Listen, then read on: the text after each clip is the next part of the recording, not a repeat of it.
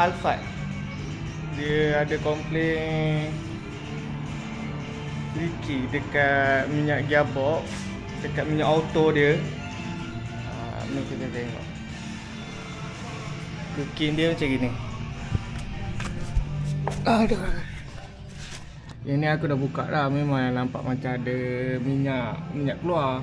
Dia leaking kat sini lah.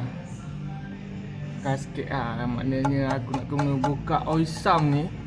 Aku nak tukar gasket ni. Nak tukar gasket, tukar minyak sekali lah dengan filter dia. Okey.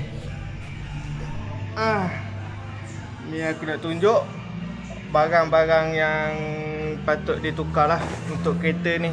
Ni lah. Ni auto filter dia. Sekali agung lah nak tukar dengan gasket dia. Ni minyak dia pakai minyak Type 4, Toyota Type 4. Kalau korang nak tahu dia pakai minyak apa, mai sini dah tunjuk. Korang tarik stick ni, korang akan nampak kat sini ada tulis Type 4 sini ha. Nampak? Pandailah korang fokus ni je. Okey. Masalah leaking kereta ni. Lepas tu ada nak check sikit pasal bunyi.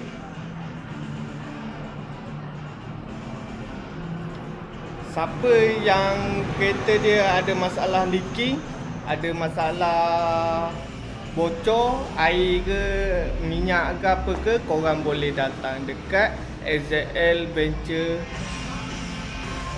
Auto Works. Tak pun korang boleh tekan link dekat bio, tekan link dekat bawah. Alright.